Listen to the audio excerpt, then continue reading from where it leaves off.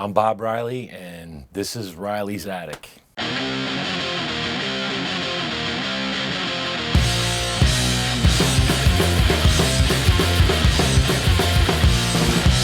no denying the fact that they're lying and trying to sell it as truth.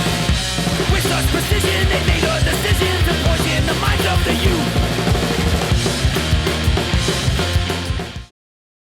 youth. So, older ones here too. Oh yeah, this.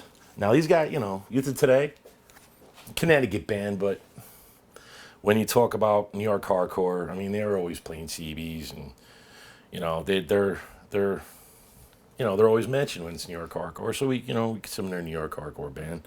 They always played upstate, and like I said, the city. And this was a game changer too, because this record, I mean, me and my friends, we were not straight edge by any sense of the means. I mean, I guess at first we yes we were, and I'm not talking we were into drugs or anything, but this is a straight edge band. No smoking, no drinking, and you didn't really have to be. But the music, I mean, to this day, this is one of my favorite records. It really is. It's just it's hard as nails.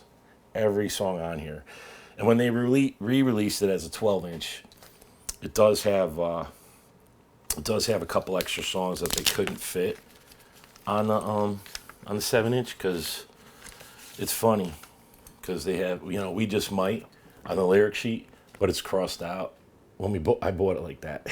The angry face. So I guess they plan on having it on there because it's on the lyric sheet, but it's not on the record. It is on the 12-inch. But side by side, these guys are great, and a lot of people don't know. I mean, well, if you're into the record and the band, and if you have the first LL Cool J record, this is actually the back of LL's first record radio.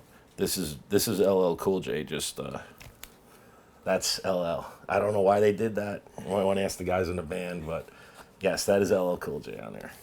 One of my favorites is this. Came out a little later in '88, Youth Defense League. One of my favorites. One of my this old New York hardcore skinhead band. Just great stuff, man. This, of course, needs no introduction again. Of course, these guys are my friends, but it's autographed by all the band. I'm weird like that, but yeah, this is definitely really cool. And a lot of people don't know is that Roger and Vinny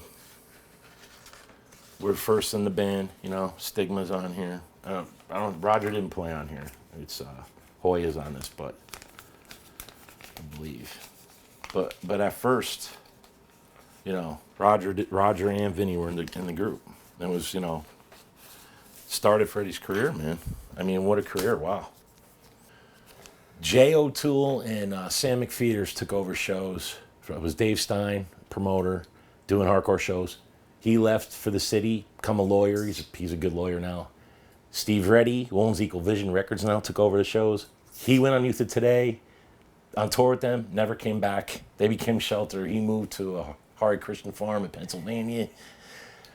Jay O'Toole and Sam McPheeters took over the promoting for the hardcore scene and bringing bands in. But then Jay and Sam went to college in New York City. They left. When Jay O'Toole got to New York City, he started Life's Blood. Sam McPheeters started Born Against. But Jay, I mean, I was never really a Born Against fan, so I'm going on record to say that. But I love Life's Blood. These guys are great.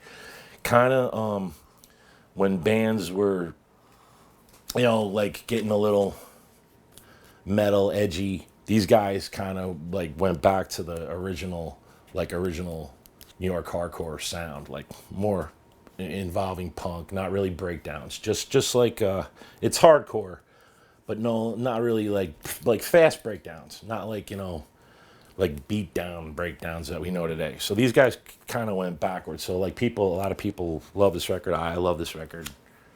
Cool. So if you were around back in the day when a lot of these records come out, this record came out and introduced you to everybody. You have Bold, who used to be Crippled Youth. They became Bold. You got Nausea, who were like a punk cross band, and we were good. Warzone, Gorilla Biscuits, Back with a Vengeance, Breakdown. Oh, sorry, Back with a Vengeance is Trip 6, which those guys were around a long time, put out a lot of records. They were good. Youth of Today, Sick of It All, Crackdown, Side by Side, Youth Defense League, Super Touch, who were started as Death Before Dishonor, I believe. Super Touch, and then some of those members, I think, went to Beyond. But anyway, this introduced you to everybody in the scene. Again, Revelation Records, Don Fury had a hand in this, so, yeah, very influential, man. It comes with a book, like, introduce you to the whole, the whole scene, That was cool with Revelation, too. They made sure you understood what it was, and it gave you an idea of what the bands were, where they came from, what they were about. The artwork, again, just amazing. They don't do stuff like this no more, obviously. Just awesome. And here's a little tidbit. This picture of Sick of It All was taken at Club 288 on Lark Street. I talked about that before, but that giant window in the back, you're standing on the street, you'd be looking at the back of Armand. That was taken at 288 Lark Street.